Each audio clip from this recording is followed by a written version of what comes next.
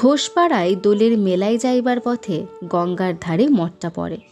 মঠ বলিলে ভুল বলা হয়, ঠিক মঠ বলিতে যাহা বুঝায় সে ধরনের কিছু নয়।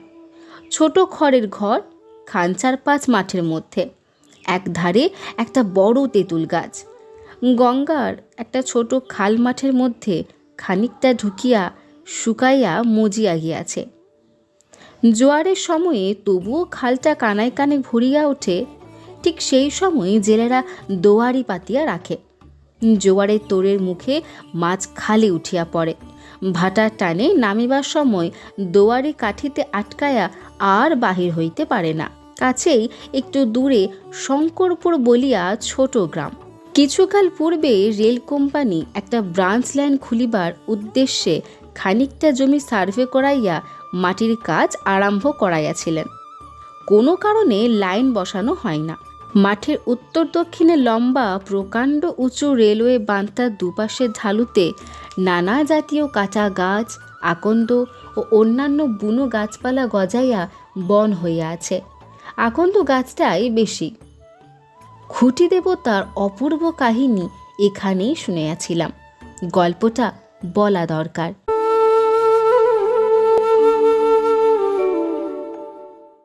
দ্য বং স্টোরি চ্যানেলে আপনাদের সকলকে স্বাগত। আশা করছি আপনারা সকলেই ভীষণ ভালো আছেন। এই সপ্তাহে আমি আপনাদের শোনাবো আরও একটি নতুন গল্প। বিশ্বাসে মিলাই বস্তু তর্কে বহুদূর, এই প্রবাদ বাক্যের সাথে আমরা সকলেই প্রায় পরিচিত। আমরা জানি যে মন থেকে বিশ্বাস করে কিছু চাইলে তা অবশ্যই পাওয়া যায়। আমরা মাঝে মধ্যে চোখ বন্ধ করে কোন এক ঠাকুরের উদ্দেশ্য করে অনেক কিছুই চেয়ে থাকি। আমরা বিশ্বাস করি সে ঠাকুর আমাদের নিশ্চয়ই মনের ইচ্ছে পূরণ করবেন। সে তো গেল চেনা জানা কোনো ঠাকুর, কিন্তু অনেক সময় অনেকেই কোনো পাথর, কোনো গাছের গুঁড়ি বা এমনি কোনো বস্তুর সামনে চোখ বন্ধ করে তাকে মনে মনে দেবতা ভেবে তার কাছে নিজের মনের সমস্ত ইচ্ছেটুকু জানায় আর বিশ্বাস করে যে সেই গাছের গুঁড়ি বা পাথর তার মনের ইচ্ছে পূরণ করবে। কিন্তু বাস্তবে কি এমনটা সম্ভব কখনো? আমাদের আজকের গল্প এমন এক বিশ্বাস নিয়ে। তাহলে চলুন আমাদের আজকের গল্প শুরু করা যাক। আমাদের আজকের গল্প বিভূতিভূষণ বন্দ্যোপাধ্যায় রচিত খুঁটি দেবতা। শঙ্করপুর গ্রামের পাশে ছিল হেলেঞ্চা শিবপুর। এখন তাহার কোনো চিহ্ন নাই। বছর 15 পূর্বে গঙ্গায় লাটিয়া গিয়া মাঝগঙ্গার ওই বড় চরটার সৃষ্টি করিয়াছে। পূর্বস্থলী চৌধুরী জমিদারদের সহিত ওই চরার দখল লইয়া পুরনো প্রজাদের অনেক দাঙ্গা ও মোকদ্দমা হইয়াছিল। শেষ পর্যন্ত প্রজারাই মামলায় যেতে বটে, কিন্তু চরটা চিরকালই বালুময় থাকিয়া গেল। আজ 10 বৎসরের মধ্যে চাষের উপযুক্ত হইল না। পাঞ্জা দখলে আসিলেও চরটা প্রজাদের কোনো উপকারে লাগে না, অনাবাদী অবস্থায় পড়িয়াই থাকে। আজকাল কেহ কেহ তরমুজ, কাকুর লাগাইতেছে দেখা যায়। এই গ্রামে রাঘব চক্রবর্তী পূজারী বামুন ছিলেন। রাঘব চক্রবর্তীর কেহ ছিল না। পৈতৃক আমলের খড়ের বাড়িতে একা বাস করিতেন। একাই নদীর ঘাট হইতে জল আনিয়া বনের কাঠ কুড়াইয়া রাঁধিয়া বাড়িয়া খাইতেন। গায়ের শক্তিও ছিল খুব। পিতামহের আমলে সেকেলে ভারী পিতলের ঘড়া ভরিয়া 2টি বেলা 1 পোয়া পথ দূরবর্তী গঙ্গা হইতে জল আনিতেন। ক্লান্তি বা আলস্য কাহাকে বলে জানিতেন না। রাঘব চক্রবর্তী পয়সা চিনিতেন অত্যন্ত বেশি। বাঁশের চটার পাখা তৈয়ারি করিয়া 20 দরে ডোমেদের কাছে ঘোষপাড়ার দোলে বিক্রয় করিতে পাঠাইয়া দিতেন। অবসর সময়ে ঝুড়ি, কুলো, ডালা বুনিয়া বিক্রয় করিতেন। মাটির প্রতিমা গড়িতে পারিতেন। উলু ঘরে টুপি, ফুলঝাঁটা তৈয়ারি করিতেন। সুন্দর কাপড় রিপু করিতে পারিতেন। এইসব তাহার উপরি আয়ের পন্থা ছিল। সংসারে কেহই নাই, না স্ত্রী না ছেলে মেয়ে। কে তাহার পয়সা খাইবে? তবুও রাঘব টাকা জমাইয়া যাইতেন। একটা মাটির ভাঁড়ে পয়সা করি রাখিতেন। সপ্তাহে একবার বা দুইবার ভারটি উপর করিয়া ঢালিয়া সব পয়সাগুলি সযত্নে গুনিতেন। ভারের মধ্যে যাহা রাখিতেন পারতপক্ষে তাহার বাহির করিতেন না। গ্রামের সবাই বলিত, রাঘব চক্রবর্তী হাতে বেশ 2 পয়সা গুছাইয়া লইয়াছেন। একদিন দুপুরে পাক সারিয়া রাঘব আহারে বসিবার উদ্যোগ করিতেছেন। এমন সময়ে একখানা ছই ঘেরা গরুর গাড়ি আসিয়া তাহার উঠানে থামিল। গাড়ি হইতে একটা 25-26 বছরের যুবক বাহির হইয়া আসিল। রাঘব চিনিলেন, তার দুঃসম্পর্কীয় ভাগিনে নন্দলাল। নন্দলাল আসিয়া মামার পায়ের ধুলা লইল। রাঘব বলিলেন, এসো বাবা, ছইয়ের মধ্যে কে? নন্দলাল সলজ্জ মুখে বলিল, আপনার বৌমা। ও, তা কোথায় যাবে? ঘোষপাড়ার দোল দেখতে বুঝি? নন্দলাল অপ্রতিভের সুরে বলিল, আগে না, আপনার আশ্রয়েই আপাতত। মানে বামুনহাটির বাড়িঘর তো সব গিয়েছে, গত বছর মাঘ মাসে বিয়ে, তো এতদিন বাপের বাড়িতেই ছিল, সেখান থেকে না আনলে আর ভালো দেখাচ্ছে না, তাই নিয়ে আজ একেবারে এখানেই। রাঘব বিশেষ সন্তুষ্ট হইলেন না। তিনি চিরকালই একা থাকিয়া আসিয়াছেন, একা থাকিতেই ভালোবাসেন। ই আবার কোথা হইতে উপসর্গ আসিয়া জুটিল, দেখো কাণ্ড। যা হোক, আপাতত বিরক্তি চাপিয়া তিনি ভাগিনী ও বধূকে নামাইয়া লইবার ও পূর্ব দিকের ভিটার ছোট ঘরখানাতে তাহাদের থাকিবার বন্দোবস্ত করিলেন। সন্ধ্যার পরে ভাগিনীকে জিজ্ঞাসা করিলেন, এখানে নিয়ে তো এলে, হাতে কিছু আছে তো? আমার এখানে আবার বড় টানাটানি, ধান অন্যবার যা হয় এবার তা শিখিও পাইনি, যজমানদের অবস্থা এবার যা। নন্দ এ কথার কিছু সন্তোষজনক জবাব দিতে পারিল না। রাঘব বলিলেন, বৌমার হাতে কিছু নেই? ও কোথায় পাবে? তবে বিয়ের দরুন গয়না কিছু আছে, ওর ওই হাত বাক্সটাতে আছে, যা আছে ওই আছে। জায়গা ভালো নয়, গয়নাগুলো বাক্সে রাখায় আমি বলি বেশ, 5 জন টের না পায়। আমি আবার থাকি গায়ের এক কোণে পড়ে, আর এই তো সময় যাচ্ছে, ওগুলো আগে সাবধান করা দরকার। 2 দিন পরে নন্দলাল মামাকে বলিল, আমাকে আজ একবার বেরোতে হচ্ছে মামা, একবার বীজপুরে যাব, লোককারখানায় একটা সন্ধান পেয়েছি, একটু দেখে আসি। নন্দলাল ইতিপূর্বেও বীজপুরের কারখানায় কাজ খুঁজিয়াছিল, কিন্তু তেমন লেখাপড়া জানে না বলিয়া কাজ জোটাইতে পারে নাই। বলিল, লঘু কারখানায় যদি মুগুর ঠ্যাঙ্গাতে পারি তবে এক্ষুনি কাজ জোটে। ভদ্রলোকের ছেলে, তা তো আর পেরে উঠিনে। এই আমার সঙ্গে পাঠশালে পড়তো মহেন্দ্র, তারা যেতে যুগী, সেই ব্যাসম্যানি করছে, 7.5 টাকা হফতা পায়, দিব্যি আছে, কিন্তু তাদের ওসব সয়। আমাকে বলেছিল হেডমিস্ত্রির কাছে নিয়ে যাবে, তা আমার দ্বারা কি আর হাতুড়ি পিটানো চলবে? পরদিন খুব ভোরে নন্দলাল বাটি আসিল। সে রাত্রে স্টেশনে নামিয়াছিল, কিন্তু অন্ধকারে এতটা পথ আসিতে না পারিয়া সেখানে শুইয়াছিল। শেষ রাত্রের দিকে জ্যোৎস্না উঠিলে রওনা হইয়াছে। নন্দলাল বাড়ি ফিরিয়া দেখিল তখনও মামা ওঠেন নাই। পূবের ভিটার ঘরে স্ত্রীও তখন ঘুমাইতেছে। স্ত্রীকে জাগাইতে গিয়া দেখিল গহনার বাক্স ঘরের মধ্যে নাই। স্ত্রীকে উঠাইয়া বলিল, গহনার বাক্স কোথায়? স্ত্রী অবাক হইয়া গেল, বলিল, আহা, ঠাট্টা করা হচ্ছে বুঝি? এই তো শিওর এখানে ছিল, লুকিয়েছ বুঝি?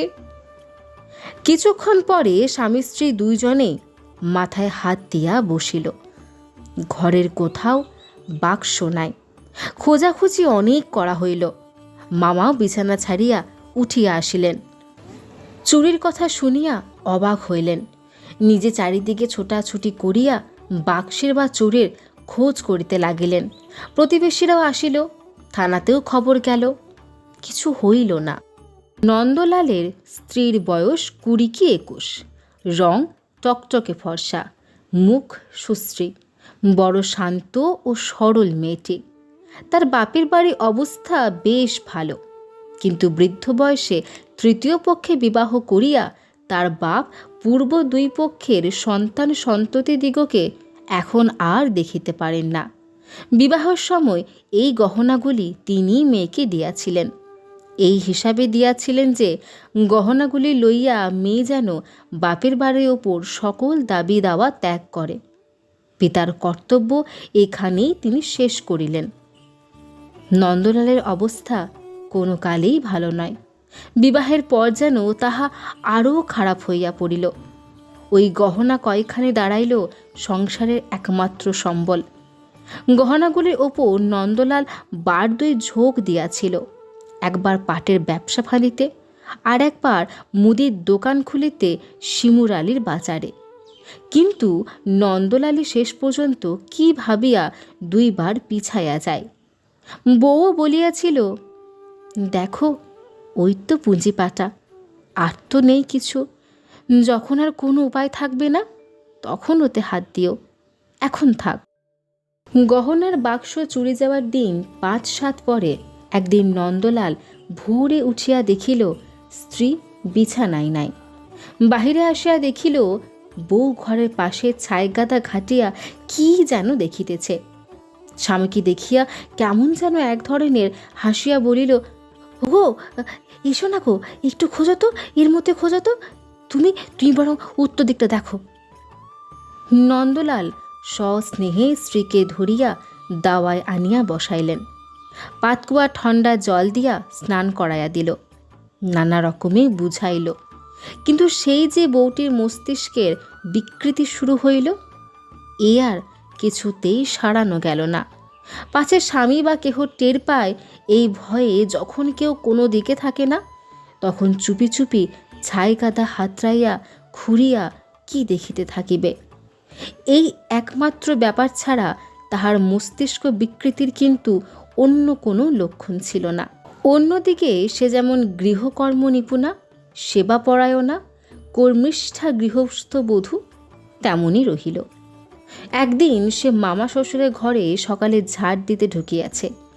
মামা শ্বশুর রাঘব চক্রবর্তী তখন ঘরে ছিলেন না। ঘরের একটা কোণ পরিষ্কার করিবার সময় সে একখানা কাগজ সেখানে কুড়াইয়া পাইল।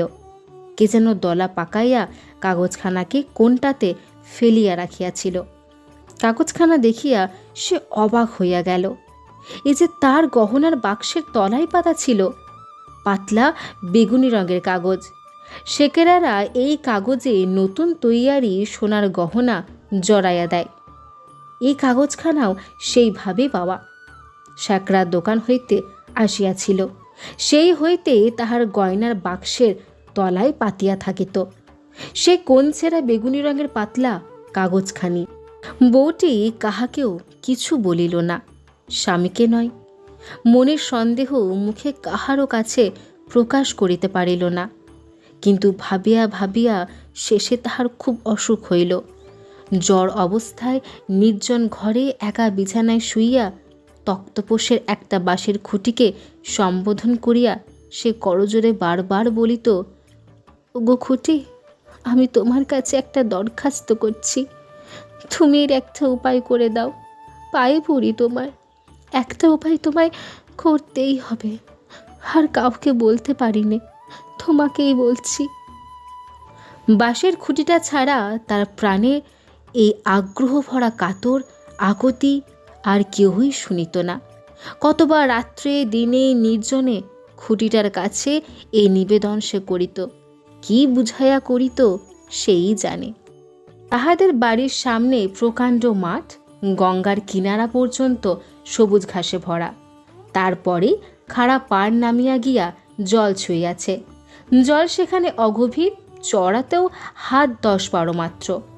তারপরে গঙ্গার বড় চড়াটা, সারা বছরেই চড়াই জলচর পক্ষীর ঝাঁক চড়িয়া বেড়ায়। চড়ার বাহিরের গভীর বড় গঙ্গার দিকে না গিয়া তারা গঙ্গার এই ছোট অপরিসর অংশটা ঘেঁষিয়া থাকে। কণ্টিকারি বনে চড়ার বালি প্রায় ঢাকিয়া ফেলিয়াছে। 12 মাস বেগুনি ফুল ফুটিয়া নির্জন বালি চড়া আলো করিয়া রাখে। মাঠে কোনো গাছপালা নাই। ছেলেদের ফুটবল খেলার মাঠের মতো সমতল ও তৃণাবৃত। দক্ষিণে ও বাঁয়ে একদিকে বড় রেলওয়ে বাঁধটা ও অন্যদিকে দূরবর্তী গ্রামসীমার বনরেখার কোল পর্যন্ত বিস্তৃত। 2-1 সারি তালগাছ এখানে ওখানে ছাড়া এই বড় মাঠটাতে অন্য কোনো গাছ চোখে পড়ে না কোনো দিকে। এই বিশাল মাঠে প্রতিদিন সকাল হয়, সূর্য মাঝ আকাশে দুপুরে আগুন ছড়ায়, বেলা চলিয়া বৈকাল নামিয়া আসে। গোধূলিতে পশ্চিম দিকে কত কি রং রঞ্জিত হয়। চাঁদ ওঠে, সারা মাঠ, চড়া, রেলওয়ে বাঁধ ও পাশের বড় গঙ্গাটা জ্যোৎস্নায় প্লাবিত হইয়া যায়। কিন্তু কখনো কোনো কালে রাঘব চক্রবর্তী বা তাহার প্রতিবেশীরা এই সুন্দর পল্লী প্রান্তরের প্রকৃতির লীলার মধ্যে কোনো দেবতার পূর্ণ আবির্ভাব কল্পনা করেন নাই, প্রয়োজন বোধ করেন নাই। সেখানে আজ সর্বপ্রথম এই নিরক্ষরা বিকৃত মস্তিষ্কা গ্রাম্যবধূটি বৈদিক যুগের মন্ত্রদ্রষ্টা বিদুষীর মতো মনে প্রাণে খুঁটি দেবতার আবাহন করিল। আমি মাঠেই বৈকালে দাঁড়াইয়া কথাটা ভাবিতেছিলাম।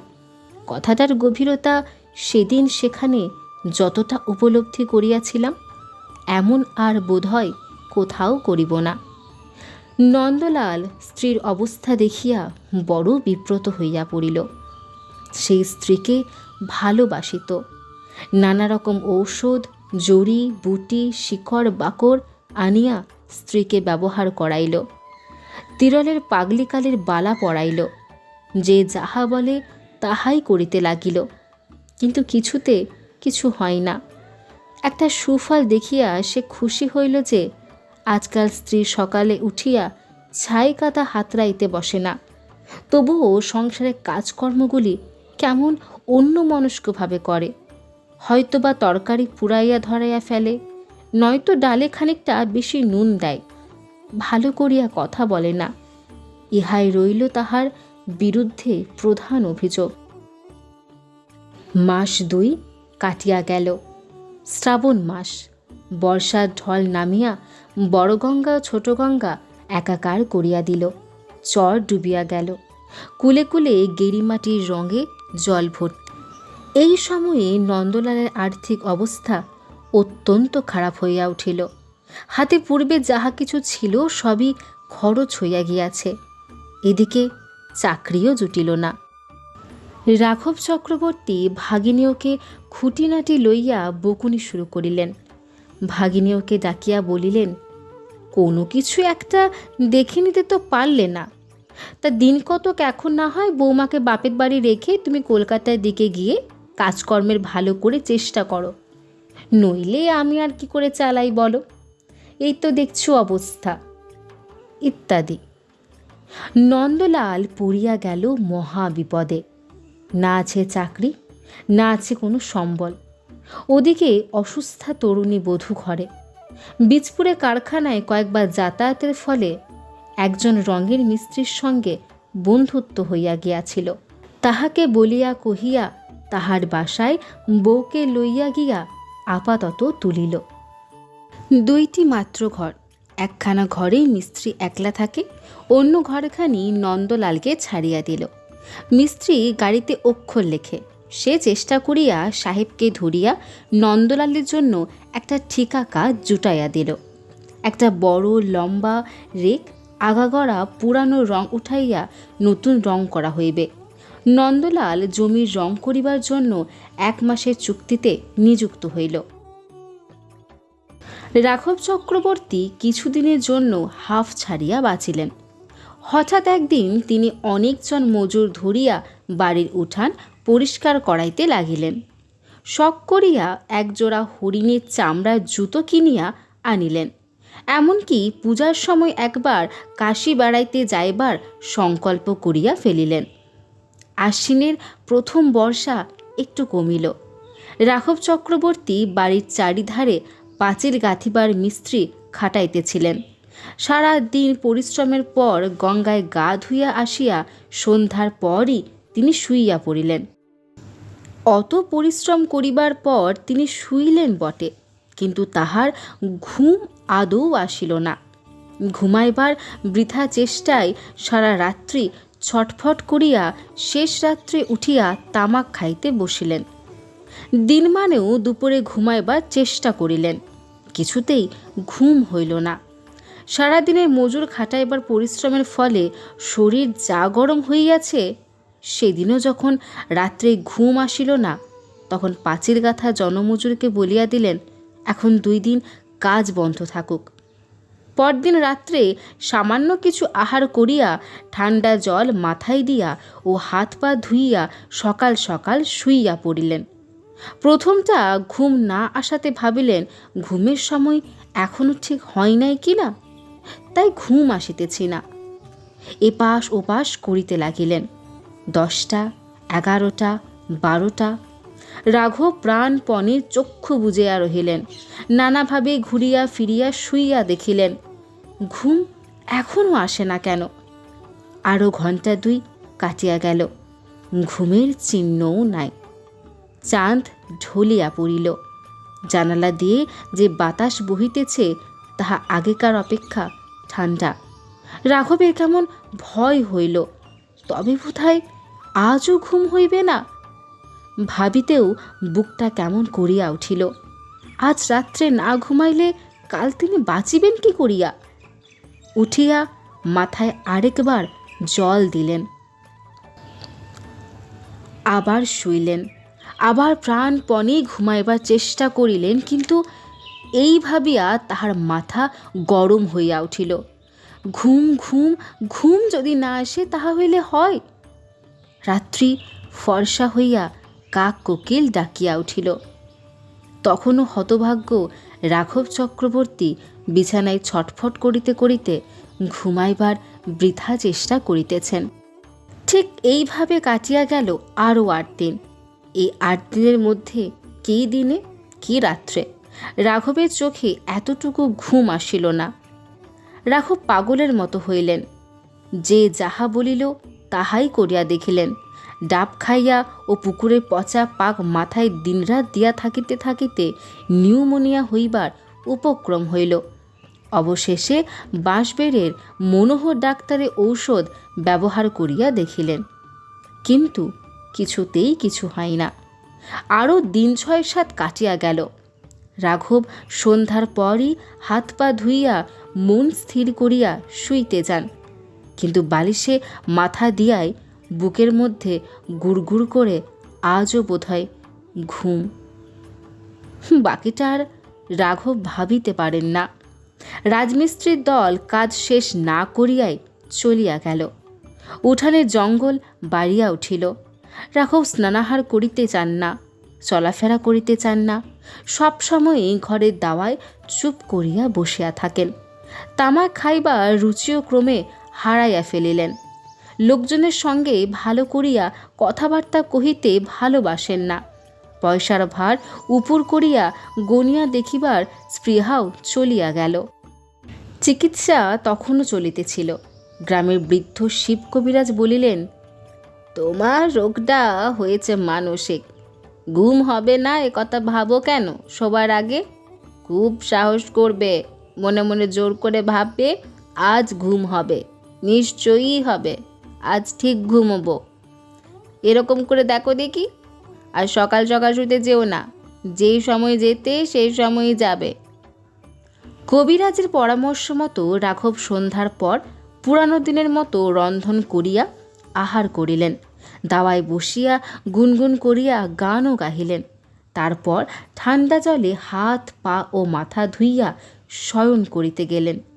মনে মনে দৃঢ় সংকল্প করিলেন আজ তিনি নিশ্চয়ই ঘুমাইবেন, নিশ্চয়ই ঘুমাইবেন, নিশ্চয়ই ঘুমাইবেন। কিন্তু বালিশে মাথা দিয়ায় বুকটা কেমন যেন করিয়া উঠিল। ঘুম যদি না হয়? পরক্ষণেই মন হইতে সে কথা ঝাড়িয়া ফেলিয়া দিলেন। নিশ্চয়ই ঘুম হইবে। পাশ ফিরিয়া পাশ বালিশটা আঁকড়াইয়া শুইলেন। ঘরের দেওয়ালে একখানা বাঁধানো রাধাকৃষ্ণের ছবি বাতাসে লাগিয়া ঠক ঠক শব্দ করিতেছে দেখিয়া আবার বিছানা হইতে উঠিয়া সেখানা নামাইয়া রাখিলেন। পুনরায় শুইয়া পড়িয়া জোর করিয়া চোখ বুজিয়া রহিলেন। আধ ঘণ্টা, 1 ঘণ্টা। এইবার তিনি নিশ্চয়ই ঘুমাইবেন। বুকের মধ্যে গুড়গুড় করিতেছে। কেন? না না, এইবার ঘুমাইবেন। 2 ঘণ্টা, 3 ঘণ্টা। রাত 1টা। গ্রাম নিশুতি। কোনো দিকে সারা শব্দ নাই। কাওড়াপাড়ায় 1-8টা কুকুরের ঘেউ ঘেউ ছাড়া। না, রাত বেশি হইয়াছে। আর রাঘব জাগিয়া থাকিবেন না, এইবার ঘুমাইবেন। বাদিকে শুইয়া সুবিধা হইতেছে না। হাতখানা বেকায়দায় কেমন যেন মুচড়িয়া আছে। ডান দিকে ফিরিয়া শুইবেন। ছাড়পোকা? না, ছাড়পোকা তো বিছানায় নাই। যাহা হোক, জায়গাটা একবার হাত বুলিয়া লওয়া ভালো। যাক, এইবার ঘুমাইবেন। এতক্ষণে নিশ্চিন্ত হইলেন। রাত 2টা। কিন্তু নিশ্চিন্ত হইতে পারিলেন না। একটা হাট কি মেলা কোথায় যেন বসিয়াছে। রাঘব দাঁড়াইয়া দাঁড়াইয়া দেখিতেছেন। সব লোক চলিয়া গেল, তবুও 2-10 জন এখনও হাট চালিতে ভিড় করিয়া দাঁড়াইয়া শুটকি চিংড়ি মাছের দর কষাকষি করিতেছে। ইহারা বিদায় হইলেই রাঘব নিশ্চিন্ত মনে ঘুমাইবেন। একটা লোক চলিয়া গেল, 2টা, 3টা, এখনও 7 লোক বাকি। রাঘব তাহাদের নিকট গিয়া চলিয়া যাইবার অনুরোধ করিতেছেন, অনুনয় বিনয় করিতেছেন। তিনি একটু ঘুমাইবেন, দোহাই তাহাদের, তাহারা চলিয়া যাক। এখনও 3 বাকি। রাঘব মনে উল্লাস হইল। আর বিলম্ব নাই, এখনও 2 জন। এই 2 জন চলিয়া গেলেই ঘুমাইবেন। আর 1 জন মাত্র, মিনিট 15 দেরি, তাহা হইলেই ঘুমাইবেন। হঠাৎ রাঘব বিছানায় উঠিয়া পড়িয়া বসিলেন। হাট তো কোথাও বসে নাই। কিসের হাট? কোথাকার হাট? এসব কি আবল তাবল ভাবিতেছেন তিনি। ঘুম তাহা হইলে বোধ হয়। রাঘব কথাটা ভাবিতেও সাহস করিলেন না।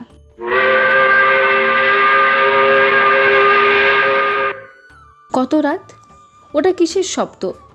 বীজপুরের কারখানায় ভোরের বাঁশি বাজিতেছে নাকি?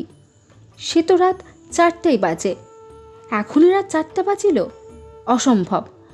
যাক, যথেষ্ট বাজে কথা ভাবিয়া রাত কাটাইয়াছেন। আর নয়, এইবার তিনি ঘুমাইবেন। অল্প একটু ঘোর আসিয়াছিল কি না কে জানে। ভোরের ঠান্ডা বাতাসে হয়তো একটু আসিতেও পারে। কিন্তু রাঘবের দৃঢ় বিশ্বাস তিনি এতটুকু ঘুমান নাই। চোখ চাহিয়াই ছিলেন।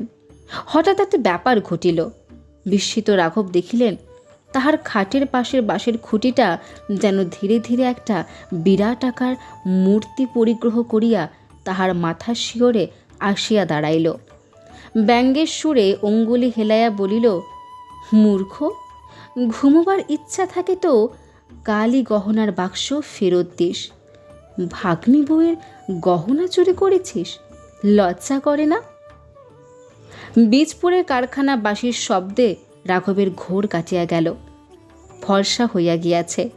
রাঘবের বুক ধরফর করিতেছে, চোখ জ্বালা করিতেছে, মাথা যেন বোঝা, শরীর ভাঙ্গিয়া পড়িতে চাহিতেছে।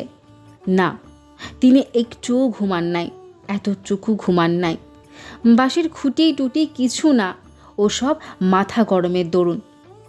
কিন্তু ঠিক একই স্বপ্ন রাঘব পর পর 2 দিন দেখিলেন। ঠিক একই সময়ে, ভোর রাত্রে, বীজপুরের কারখানার বাঁশি বাজিবার পূর্বে। ঘুমান নাই, তবে স্বপ্ন কোথা হইতে আসিবে? বীজপুরের বাসায় অন্য কেহ তখন ছিল না। নন্দলাল কাজে বাহির হইয়াছে। নন্দলালের স্ত্রী সাবান দিয়া কাপড় কাচিতেছিল। হঠাৎ রুক্ষ চুল, জীর্ণ চেহারায় মামা শ্বশুরকে বাসায় ঢুকিতে দেখিয়া সেই বিস্মিত মুখে একবার চাহিয়াই লজ্জায় ঘোমটা দিয়া উঠিয়া দাঁড়াইল। রাঘব চক্রবর্তী একবার চারিদিকে চাহিয়াই কাছে আসিয়া ভাগিনী ও বধূর পা জড়াইয়া ধরিয়া কাঁদিয়া ফেলিলেন। বলিলেন, মা, তুই মানুষ নও, তুমি কোনো ঠাকুর দেবতা হবে, ছেলে বলে আমাকে মাপ করো। তারপর পুটুলি খুলিয়া সব গহনাগুলি ভাগিনী ও বধূর হাতে প্রত্যর্পণ করিলেন, কিন্তু বাসায় থাকিতে রাজি হইলেন না। নন্দলালের কাছে কিছু বলিবার মুখ নেই আমার। তুমি মা, তোমার কাছে বলতে লজ্জা নেই, বুঝলে না? কিন্তু তার কাছে।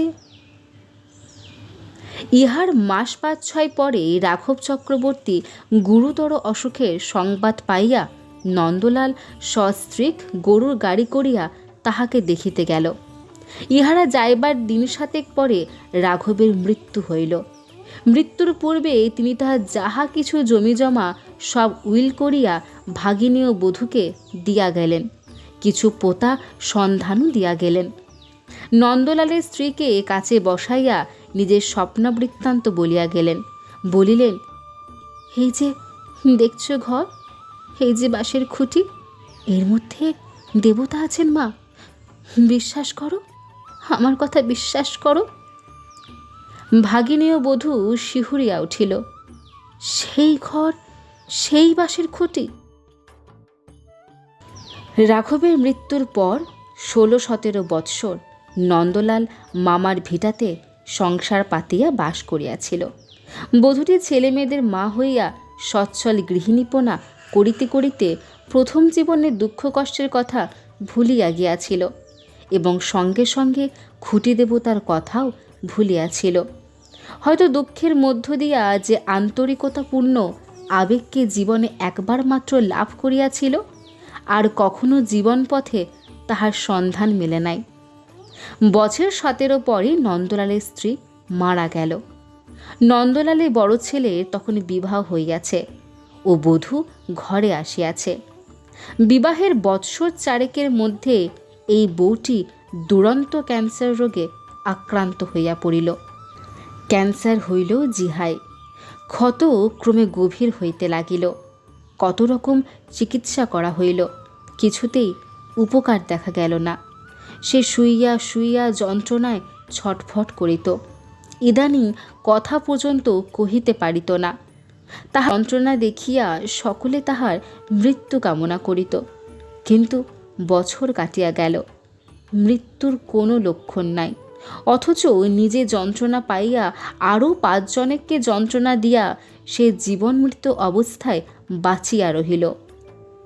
বউটি শাশুড়ির কাছে খুঁটি দেবতার গল্প শোনেও নাই, জানিতও না।